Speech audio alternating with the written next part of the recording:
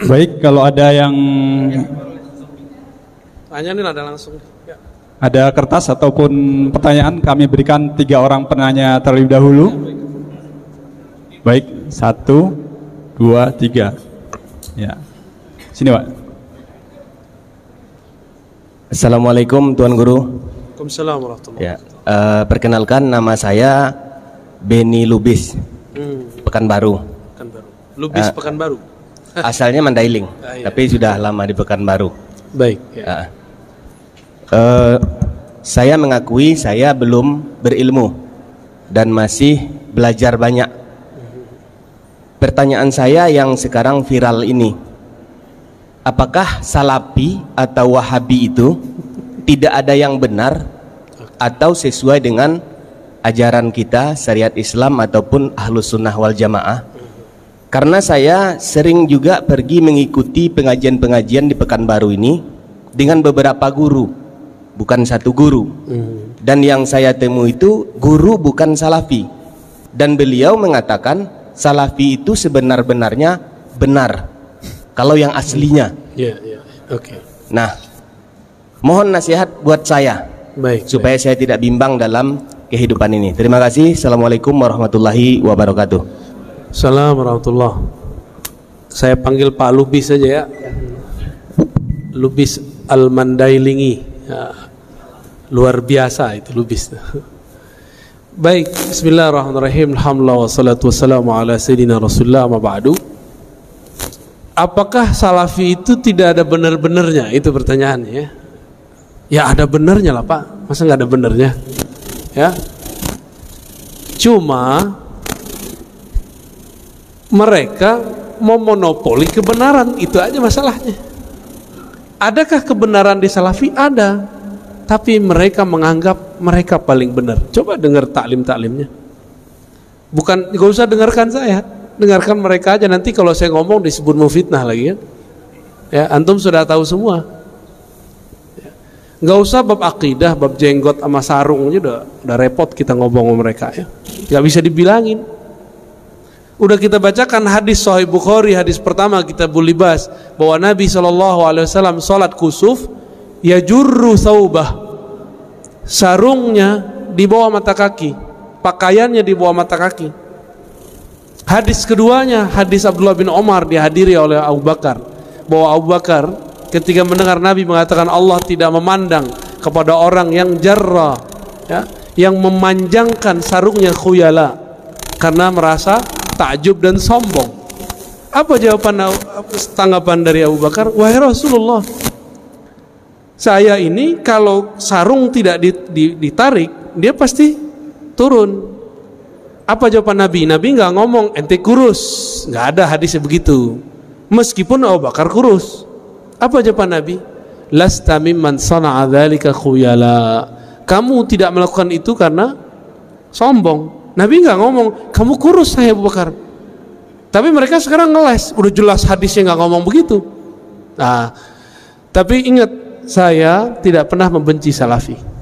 Ya, saya nggak pernah benci Salafi Pak. Bahkan imamnya Salafi itu Ibnu Taimiyah itu saya cinta sekali itu. Cuma saya kritik. Kita kalau cinta apapun karya dia kita baca kan, maka kita bisa membedakan Ibnu Taimiyah yang sangat cenderung kepada tajsim, lalu Ibnu Taimiyah yang cenderung kepada tasawuf. Itu ada perbedaannya. Jadi kalau mereka buat Imam Asy'ari 3 periode, Ibnu Taimiyah ada 2 periode Pak. Bukan 3 periode presiden. Periode terakhirnya jadi sufi dia. Itu teksnya jelas, imamnya jelas, kalamnya jelas, bukunya jelas. Nggak perlu pakai persepsi-persepsi, teori-teori. Yang ngomong langsung Ibnu Qayyim, ya, bukan Ar-Razi yang ngomong. Terus masalahnya apa dengan Salafi? Ya masalahnya mereka bikin masalah Pak. Apa masalah yang mereka bikin? Kita biasa-biasa aja pakai kunut, dia masalahin, gitu. Bagi kita orang nggak kunut masalah nggak? Nggak masalah, ya. Ini Pak Lubis motong jenggot, bagi kita nggak masalah, bagi dia masalah Pak. Ya. Jadi dia mempermasalahkan yang kita nggak masalahkan. Kita kalau ada orang meninggal, kita bacakan doa sembari bacakan ayat, yasinan, tahlilan. Bagi kita masalah gak? Bagi dia masalah. Yang cari-cari masalah. Ini mau Rabiul Awal, kita cinta Nabi, nanti dia cari-cari masalah. Apa masalahnya? Maulid Nabi itu pertama kali dibuat oleh Syiah. Loh, mana ada riwayatnya begitu? Ya, Maulid Nabi itu Nabi sendiri yang maulidan. Beliau puasa setiap hari Senin, ya enggak? Lalu dia nggak pakai sejarah kita, dia pakai sejarah dia buat-buat sendiri. Tadi lucu tuh ngobrol sama Kiai Idrus. Salafi itu kan mengkafirkan Syiah, Pak. Benar nggak? Giliran masalah maulid, mereka percaya sama orang Syiah bahwa Syiah lah yang pertama buat maulid. Loh, suka-suka dia ya. Itu kita lucu juga dengar Kiai Idrus dari itu. Mumpung belum tahun politik, Pak, jadi kita ketemu dulu dengan kiai-kiai itu ya. Ntar kalau udah tahun politik, aduh, kiai-kiainya ditarik-tarik ke politik, repot ntar. Mumpung masih adem setahun 2 tahun inilah, ya. Gitu Pak Lubis ya. Jadi kita nggak pernah benci mereka, bahkan kita sayang kepada mereka. Saya punya teman-teman salafi yang baik. Ada Pak, walaupun dia tahu perdebatan saya dengan tokoh-tokoh salafi itu, dia tahu kalau ketemu kita sapa-sapaan, kita salam-salaman, satu soft, biasa. Berarti ada toh yang benar. Ya, kalau banyak nggak Pak? Ya, Bapak masih ingat di Kampar? Ya, itu aslinya begitu Pak. Aslinya begitu. Terus kita masih mau diam. Apa kata dia? NU Muhammadiyah Jamaah Tabligh. Andi 3 kali lo ngulang itu Pak di selama Pekanbaru nih. Ya. Jamaah apa? Tabalik. Iya. Itu aslinya dia ngomong begitu. Dia minta maaf nggak? Enggak. Untuk apa dia minta maaf? Bagi dia memang NU Muhammadiyah sesat. Karena NU Muhammadiyah berakidah Ahlussunnah Asy'ariyah.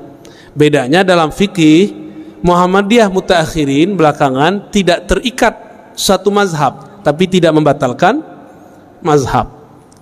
Prototipenya kan ada tuh Ustadz Adi Hidayat kan, beliau kan nggak anti mazhab, ya kan, nggak anti kan, dan tidak membatalkan mazhab.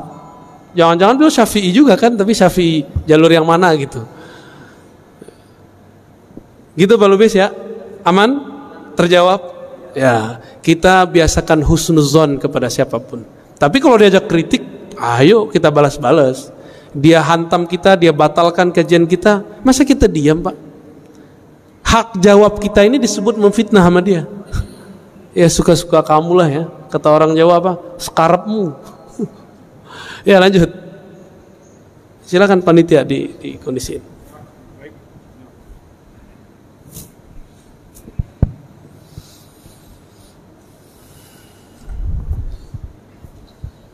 Assalamualaikum warahmatullahi wabarakatuh. Assalamualaikum warahmatullahi wabarakatuh. Buya, saya memang mengikuti Buya beberapa kali dari pertemuan ini.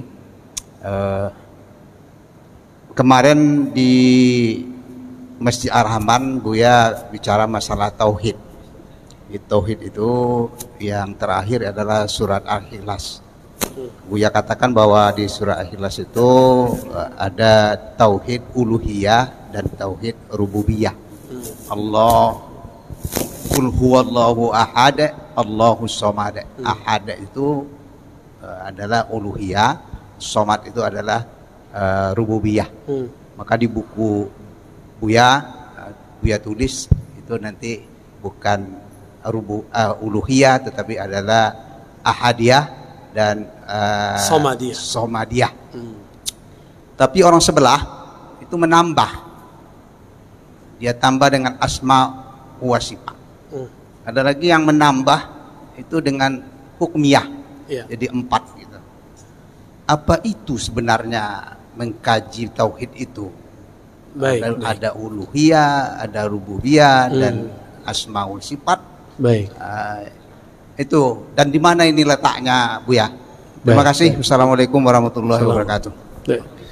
Bagus Pak, Bapak mengikuti ya. Udah kayak mahasiswa nanya dosen. Pertama, tolong digarisbawahi, istilah uluhiyah kita berbeda definisi dengan uluhiyah salafi. Istilah rububiyah kita berbeda definisi dengan rububiyah salafi. Uluhiyah kita adalah Allah mengahadkan dirinya sendiri dengan kalamnya sendiri. Itulah kul huwallahu ahad. Hanya Allah lah yang bisa mengesahkan dirinya sendiri sesempurnanya. Itulah tauhid uluhiyah. Uluhiyah kita sebut juga dengan bab. Jadi kalau ahli-ahli tasawuf nyebutnya ahadiyah, tapi ahli akidah nyebutnya uluhiyah. Adapun yang kedua, tauhid samadiyah, yang boleh diartikan tauhid rububiyah, tauhid penciptaan, pengaturan alam semesta. Jadi Allah itu ngatur kita lewat nama As-Samad itu. Dengan As-Samad itulah Allah menghidupkan satu rambut di tubuh, satu sel di badan kita. Maka Allahus Samad disebut tauhid penciptaan, tauhid pengaturan alam semesta, bahwa dialah satu-satunya yang numbuhin rambut bapak sendiri atau Allah? Yang numbuhin badan mak kita atau Allah? Allah ya. Nah itu maksudnya. Itu biar gampang Pak. Dari tauhid ini, dari kata ahad kita turunkan nama Allah wujud. Dari kata samad turunlah sifat-sifat yang lain yang kita sebut sifat wajib, salbiyah, ma'ani, ma'nawiyah. Digabung jadilah sifat 20. Karena Bapak ini nggak bisa ngapalin sifat 20 sebagian, kalau Bapak mungkin bisa ngapalin. Yang lain kan susah Pak, udah kita ringkas jadi 2. Pembagian 20 itu kan untuk zamannya. Untuk zaman kita bisa lebih mudah, 2 aja cukup. Ahadiyah, samadiyah, atau uluhiyah, rububiyah. Lalu bagaimana dengan tambahan orang yang menambahkan asma wa sifat? Nah, tunggu dulu, kita ganti topik. Uluhiyah rububiyah yang kita maksud barusan ini akidah ahlus sunnah. Sedangkan yang bukan ahlus sunnah tapi mereka mengklaim itulah tauhidnya Nabi. Bahkan di buku-buku mereka itu inilah tauhidnya para nabi bahkan sebelum Nabi Muhammad. Lebay gak? Emang para nabi dulu tauhidnya uluhiyah rububiyah asma sifat? Ada nggak mereka bagi tauhid? Nggak ada kan? Pembagian ini artinya berbeda. Uluhiyah versi Ibnu Taimiyah artinya tiada yang berhak disembah kecuali Allah, disebut tauhid ubudiyah. Adapun tauhid rububiyah sama, tauhid penciptaan alam semesta. Mereka tambahkanlah satu, al-asma was sifat. Ibnu Taimiyah tidak mengerti akidah Asy'ari. Kata dia Asy'ari hanya meyakini 7 nama atau 7 sifat Allah. Coba tanya ke orang-orang yang berakidah Asy'ariyah, betulkah begitu? Tidak. Sampai sekarang saya yakin ustadz yang di Pekanbaru juga mengulang kesalahan yang sama, menduduh kita aswaja ahlus sunnah hanya meyakini 7 sifat. Terus kita komentari gimana? Sotoy loh gitu ya. Tahu nggak sotoy? Sok tahu. Mana ada akidah ahlus sunnah cuma menetapkan 7 sifat. 20 sifat itu pun itu hanya rumusan-rumusan supaya gampang, disebut dengan ummahatus sifat. Sifat Allah itu banyak, diringkas biar mudah. Di akhir zaman ini ribet ngajarin 20, saya ajarin aja 2 tuh, ahadiyah sama gampang toh. Mana dalilnya? Itu kan qul huwallahu ahad dalilnya ya. Yang dimaksud tauhid asma dan sifat menurut kelompok itu bukan asma wa sifat yang kita maksud. Bagi dia, kalau disebutkan Allah punya yadnya besar tapi bukan seperti tangan ini. Kalau disebut nuzul, Allah itu turun tapi bukan seperti turunnya kita dari tangga, tapi beneran dari atas ke bawah. Allah itu turun tapi hanya dia yang tahu caranya. Kalam ini yang paling berbahaya. Mereka masih menetapkan Allah bercara. Disitulah kekeliruan asma dan sifat ajaran yang diwariskan Ibnu Taimiyah. Ya ghafarallahu lahu, semoga Allah mengampuninya. Dengan di akhir hayatnya ditaubat. Ya, kita bilang begitu Pak, disebut memfitnah lagi. Ya, padahal beneran tuh Ibnu Taimiyah kata Zahabi dia taubat di akhir hayatnya. Bagaimana dengan kelompok yang mengganti?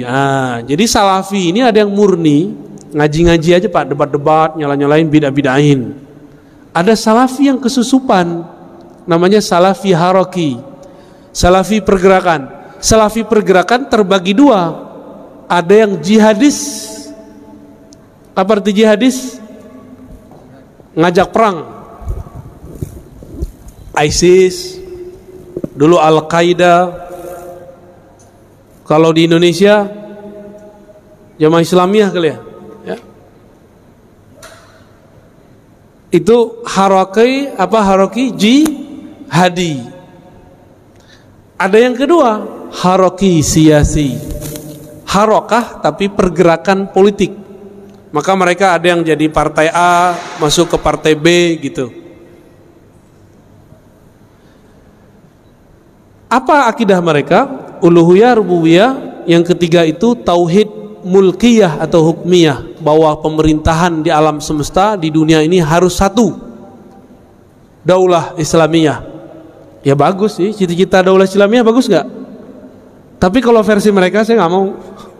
Ya, daulah Islamiyah yang kita tunggu itu daulah Islamiyah yang nanti akan dibangkitkan oleh Al-Imam Al-Mahdi. Itu aja Pak, nanti udah nggak ada lagi.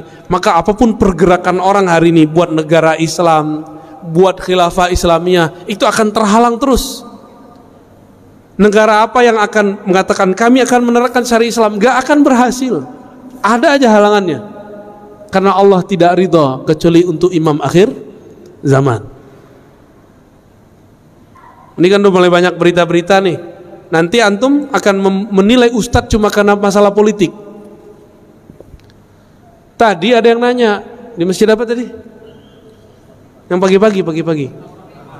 Tapi pas lagi makan, ustadz ini kayaknya pro Jokowi nih. Kata dia, loh saya kan nyoblosnya Prabowo. Masalahnya Prabowo sekarang jadi menterinya Jokowi. Ini canda-canda kita Pak. Kita tanya balik. Pertanyaannya disampaikan oleh bapak itu tuh, mana tadi? Yang gak datang dia. Apakah akidah Ahlussunnah batal karena pilihan politik? Saya nanya cuma gitu. Batal nggak Pak? Hah? Iya. Gimana nih? Bingung mau iyanya. Batal apa enggak? Apa hubungannya Bapak ini projo sama probo dengan Ahlussunnah? Apa hubungannya? Adakah dalam kitab-kitab Ahlussunnah, adakah dalam Al-Quran dan Sunnah, kalau kamu projo kamu nggak sah aswajanya, kalau kamu probo kamu aswaja beneran, ada nggak? Ini urat takut saya nggak ada Pak, sorry ya. Ini kan beberapa kan takut ditinggal jamaahnya cuma karena masalah projo dan probo. Orang dekat saya itu dia nyoblosnya Jokowi Pak. Tahu maksudnya orang dekat saya? Ya, jangan bilang-bilang. Tapi kami biasa-biasa aja tuh. Karena dia ngerti, saya juga ngerti bahwa beda pilihan politik tidak berpengaruh kepada status akidah Ahlus Sunnah.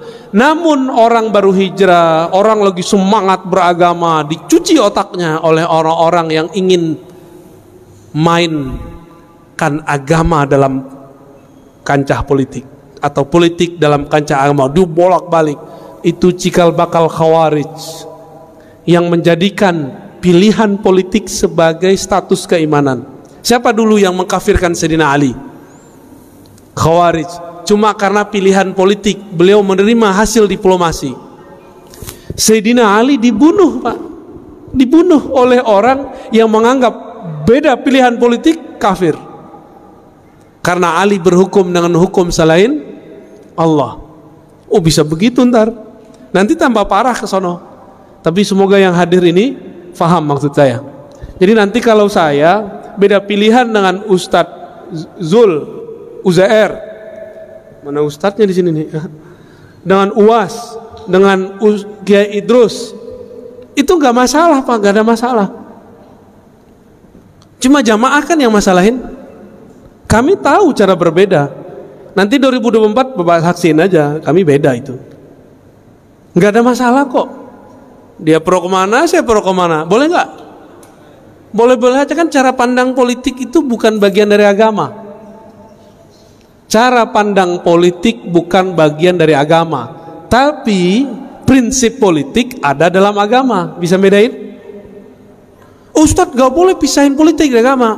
Politik yang mana dulu? Politik opini atau prinsip berpolitik? Prinsip berpolitik kita khutbahkan, kita dakwahkan. Tapi opini politik janganlah dikhutbahkan. Kasihan jamaah, ya, kasihan umat kita ini sudah stres dengan corona, ya.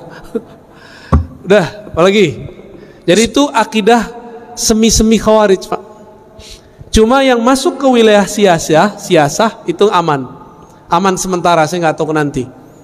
Jadi kalau ada pergerakan politik, tauhidnya uluhiyah, rububiyah, asma wa sifat, terus dia ganti jadi hukmiyah atau siasiyah atau hakimiyah atau mulkiyah, apapun namanya, untuk sementara mereka masih aman.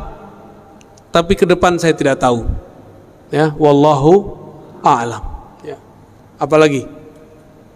Assalamualaikum warahmatullahi wabarakatuh. Assalamualaikum. Nama saya Azmi Rozali. Tadi pagi hadir, subuh kemarin hadir di Masjid Al-Rahman. Saya di khutbah tadi menangkap Ustadz memberi stigma tertentu negatif kepada para pesantren hafiz, adik-adik kita yang sedang berjuang untuk menghafal Al-Quran saat ini, Ustaz. Oke. Dan itu hampir jatuh air mata saya mendengar hal itu disampaikan di khutbah. Pertanyaan saya adalah, sebelumnya kalau itu diucapkan oleh Presiden Amerika, kami sudah biasa, Ustaz. Saya sudah biasa. Kalau itu diucapkan oleh kaum buzzer yang membenci Islam, kami juga sudah biasa, Ustaz. Ini yang sekarang yang ngomong saya. Tapi kalau gitu kan? sekarang yang bicara itu Ustaz, memang agak hampir jatuh air mata saya, Ustaz, mendengar itu. Jadi, kenapa Bapak jatuh air matanya? Apa saya menyerang orang rumah tahfiz? Iya, Ustaz. Bapak salah paham. Dari khutbah itu yang saya tangkap, itu Ustadz memberi stigma negatif kepada para kelompok hafiz Al-Quran. Terima kasih. Assalamualaikum warahmatullahi wabarakatuh. Assalamualaikum warahmatullahi wabarakatuh. Bapak kira saya bukan orang rumah tahfiz? Saya orang rumah tahfiz juga, Pak. Bapak kira saya bukan penghafal Quran? Saya penghafal Quran juga. Saya punya sanad Quran juga. Tapi baginda Nabi mengabarkan nanti di akhir zaman akan muncul khawarij yatluna ayatillah rotba. Mereka kalau baca ayat itu rapi. Kita nggak paham maksudnya apa. Ternyata di akhir zaman menjamur rumah-rumah tahfiz. Disitulah masuk khawarij. Saya nggak menyalahkan rumah tahfiz, tapi saya menyalahkan kalau rumah tahfiznya kemasukan. Paham? Dari 2008 saya membersamai rumah tahfiz di Pamulang, di Ciputat, di sono. Kita ngajar mereka. Bahkan saya sampai sekarang masih ngulang-ngulang hafalan saya lah, ya. Masih. Nggak ada stigma negatif. Stigma negatif itu kalau rumah tahfiz sudah kemasukan, dan itu kejadian, Pak. Jamaah kita udah ngurus masjid sekian tahun. Ada anak tetangga ditaruh di rumah tahfiz. Rumah tahfiz namanya kayak sahabat gitu, ya. Pas Ramadan ada surat dari madrasahnya untuk berceramah berkultum. Apa isi kultumnya? Dari awal sampai akhir menyalahkan amalan di masjid itu. Anaknya baru berumur 9 tahun. Kemasukan nggak? Kemasukan, Pak. Itu di sana, di pusat itu. Saya nggak tahu nasibnya kalau di sini. Maka supaya tidak kemasukan, tolong orang-orang sekitar atau praktisi tahfiz bersanad dalam Al-Quran, bukan hanya sanad bacaan, tapi juga sanad pemahaman. Jadi stigma negatif kita kepada orang yang menyusup kepada rumah tahfiz, bukan rumah tahfiznya. Saya mau tanya, Pak, dari dulu negeri ini sudah ada belum pesantren tahfiz? Bapak jujur, sekarang yang buka rumah tahfiz, hafiz gak? Jujur aja, Pak. Hafiz gak? Rentan nggak kemasukan? Itu maksud saya. Paham? Kenapa kita kalau mau mengirim anak kita tahfiz nggak dikirim ke pesantren tahfiz? Di mana pesantren tahfiz di Indonesia paling maju? Anak kecil-kecil Pak, kayak gini hafiz 30 juz banyak. RCTI kan baru muncul kemarin sore yang digawangi oleh Syekh Ali Jaber almarhum. Kalau di Kudus, di Kerapiak, Pangandaran itu udah biasa bocah-bocah kecil hafal Quran. Tapi di Kudus ada syarat ijazahnya, nggak boleh ikut musabaqah, nggak boleh ikut lomba Quran, nggak boleh. Anak-anak kecil hafiz Quran 30 juz, antum percaya nggak? Segede-gede gini. Kelas 6 SD udah ulang sekian kali. Masuk SMP udah belajar qiraat mereka sebagian. Kita ini giliran politik ustadz nggak boleh ngomong politik. Giliran kimia kedokteran ustadz nggak boleh ngomong. Giliran antum nggak ahli Quran, punya rumah, pengen beramal, nggak percaya sama ustadz, udah buat aja rumah tahfiz. Gaji aja ustadz. Kita ini siapa bisa gaji-gaji orang? Emang kita bisa menjamin Quran yang kita sebar itu sahih? Ini mohon maaf nih orang-orang kaya ya. Antum percaya deh sama ustadz, percaya sama ulama yang bersanad. Ini ngeliat ustadz udah curiga dulu ya. Akhirnya rumah tahfiz nggak dilepas-lepas. Buat pesantren bangunannya doang. Banyak Pak, saya udah jalan, orang kaya bingung mau beramal, dia buatlah pesantren, judulnya tapi gurunya gak ada. Dimintalah seorang ustadz ngajar 3 bulan kabur, ganti lagi ustadz setahun bubar semua. Dia kira pesantren itu kalau ada bangunan terus tengahnya ada masjid berkubah, terus ada kaligrafi, dia mengira pesantren itu begitu. Pesantren bukan itu Pak. Pesantren itu guru, murid, kiai, santri, ngaji, baru ada bangunan. Kalau orang sok beragama, dia buat bangunan dulu, dia kira bisa bikin pesantren. Paham? Yang ngerti pesantren siapa? Ulama. Yang ngerti buat jalan, buat bangunan siapa? Insinyur. Maka kami nggak urus Pak itu. Kita ini sering membatas-batasi ustadz, tapi kita kemudian ngambil wilayah dia.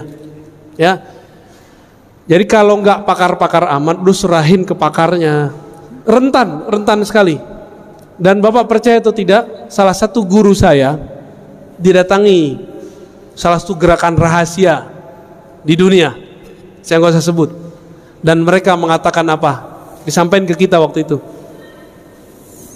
Ini Bapak percaya atau tidak? Ini bukan stigma negatif. Rumah-rumah tahfiz, ma'had tahfiz yang tidak jelas sanadnya itu proyeknya kami. Itu mereka yang ngomong tahun lalu, untuk mengadu ulama-ulama yang ada di pesantren-pesantren dengan orang yang juga berkopiah ngafal Quran tapi isi dalam kolbunya tidak ada Quran, dia cuma ngapal.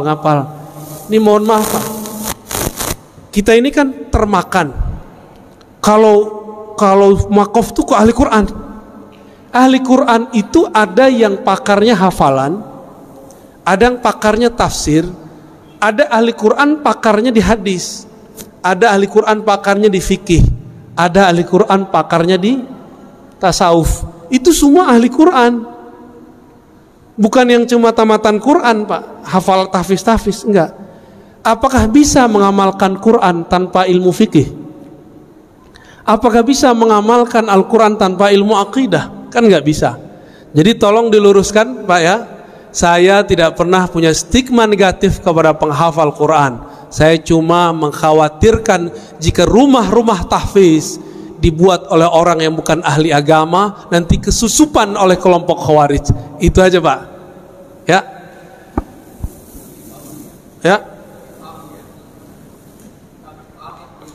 Oh, Bapak udah paham? Oke. Berarti Bapak sudah tahu titik-titik gelapnya di mana ya? Ya. Cukup? Ada lagi? Terakhir ya? Baik.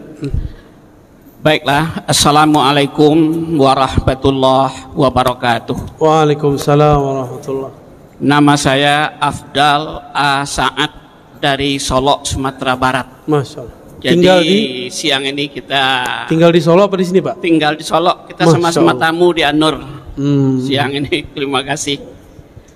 Pertanyaan pertama, kenapa setahu saya di Riau dan Sumatera Barat tidak diminati tinggal oleh para habaib? Mereka lebih cenderung Pulau Jawa, Kalimantan. Ini supaya jemaah jangan salah memahami, tolong beri pencerahan dalam hal itu. Yang kedua, Al-Quran cetakan Madinah yang dibagi-bagi kepada jemaah umrah, saya juga dapat. Itu Bismillah, biasanya kita mengenal lafaz Jalalah Allah itu di atas tanda tasydid itu barisnya berdiri, jadi bacanya mat Allah. Tapi Al-Quran cetakan Madinah itu sudah miring aja, enggak mat lagi. Jadi jemaah umrah banyak yang ragu ini bagaimana pencerahannya. Begitupun yang lain-lain, Makkah, Makkiyah, Madaniyah, di sana tidak ada lagi. Informasi di awal surat itu berapa jumlah ayatnya dan berapa rekanya. Bahkan reka itu sendiri pun di Al-Quran Madinah tidak ada lagi. Padahal itu batas ruku Nabi. Ya. Baik. Nah, itu yang kedua. Yang ketiga, maaf terlebih dahulu, kritikan hal. Kalau keadaan kita sekarang ini, kalau tadi Ustadz nampaknya mempersilakan yang bertanya sebelah kiri dulu, terakhir sebelah kanan. Apa ini kira-kira ada kececer sunnah kita kalau Rasul? Bapak ngeritik saya, kritik pengurusnya, Pak. Baik, Pak, terima kasih, Pak. Ya, kalau pengurusnya, Bapak serius amat soalnya. Ya, Ustadz juga harus membenarkan itu. Jadi ini jadinya saya yang dapat posisi duduk sudah saya atur dari tadi, Pak. Karena punya harapan saya yang pertama dulu. Tapi saya yang jadi penutup. Nah, ini mungkin karena ya gitulah. Ya, 3 pertanyaan. Tangannya kurang tinggi, Pak. Ya. Bagaimana, Pak? Iya. Sudah, terima kasih 3 pertanyaan siang ini. Assalamualaikum warahmatullahi wabarakatuh. Assalamualaikum warahmatullahi. Jauh sekali, Pak, dari Solo.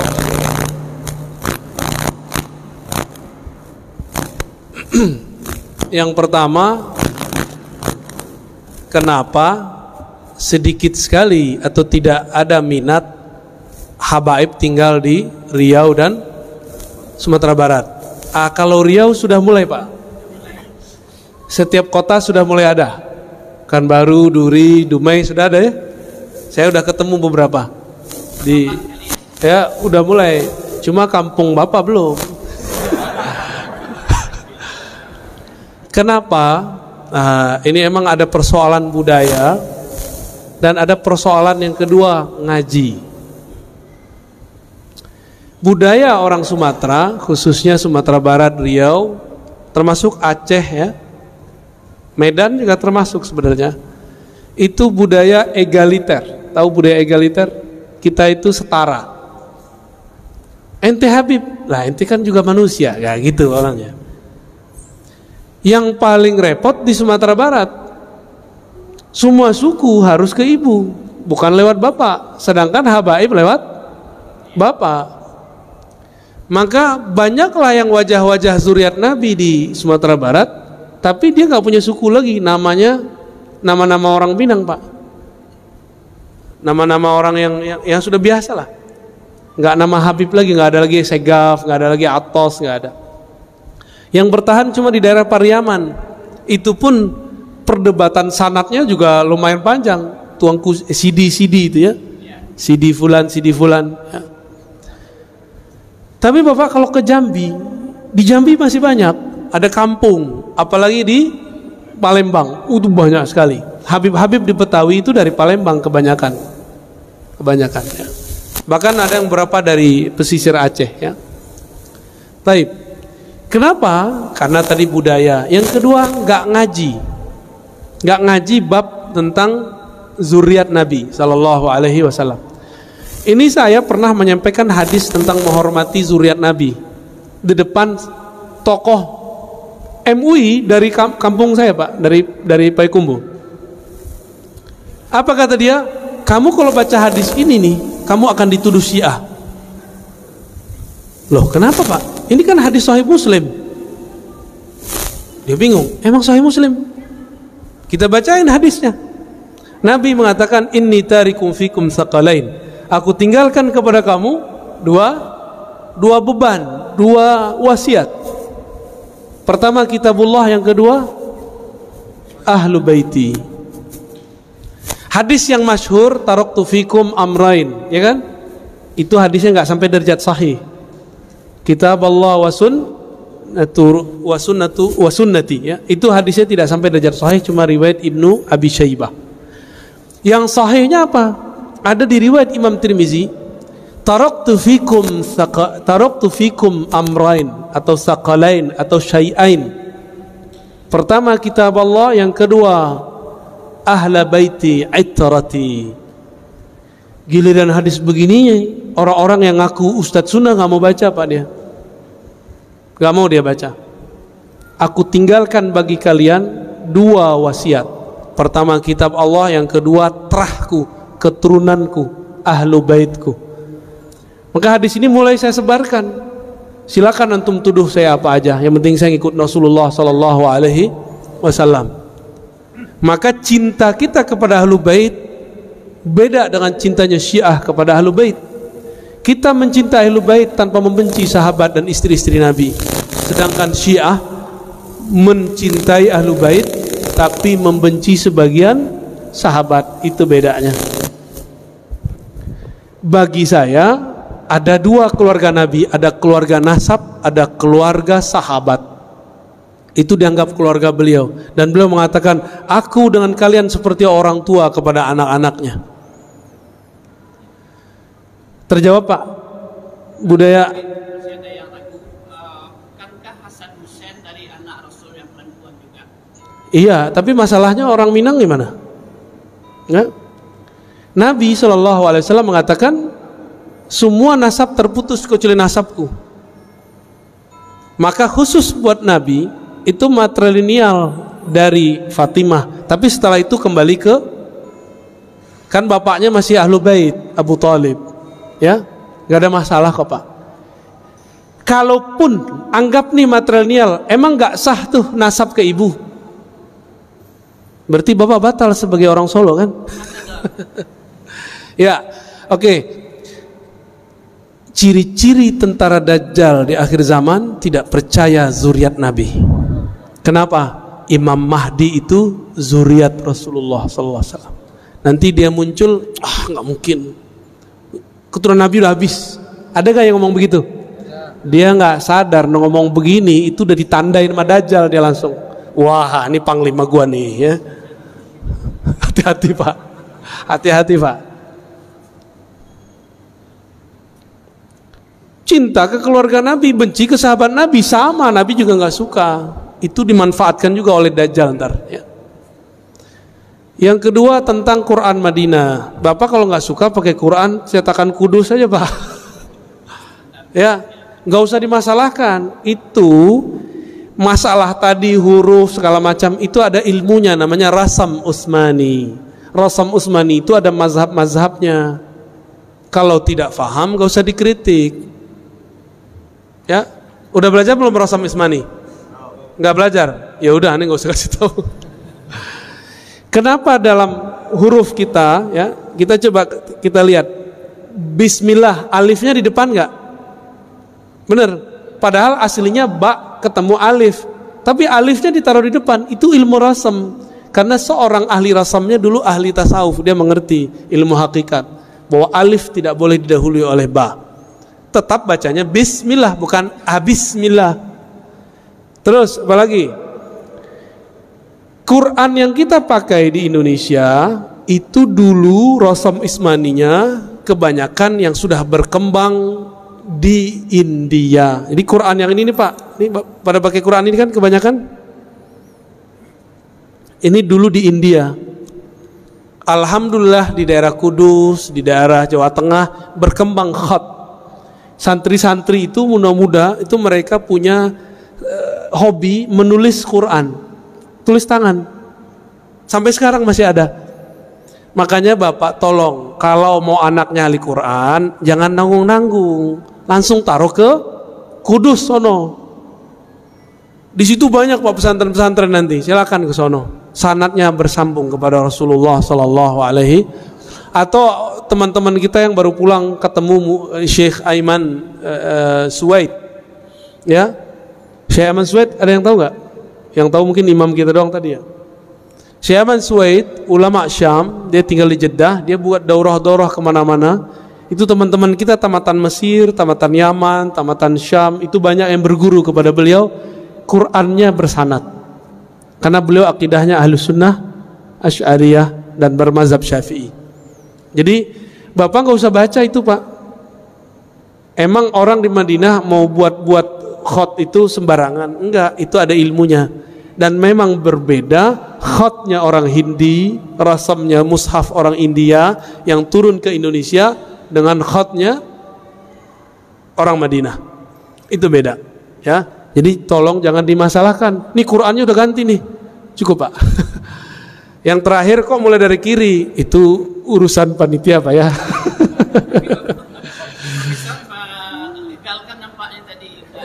Loh, saya nggak ngeliat Bapak kok. Tangannya kurang tinggi Pak. Maaf Pak ya. Cukup. Kata Mr. Adam udah nggak boleh. Ini keturunan Nabi Adam ini. Baik, saya rasa cukup. Mohon maaf, ini sambil serius terus dibawa canda ya. Jangan serius-serius amat, jangan juga terbawa canda ya. Mohon maaf kalau ada yang tersinggung, tersenggol. Saya tidak bermaksud menyinggung siapa saja, tapi memang saya begini adanya. Mohon ridhonya, mohon dibuang kalau ada rasa kesal, saya pun membuang kalau ada rasa tersinggung. Nasallallahu salamata sadar, kita minta kepada Allah hati yang selamat, hati yang bersih. Al-Fatihah. Iya kan ya.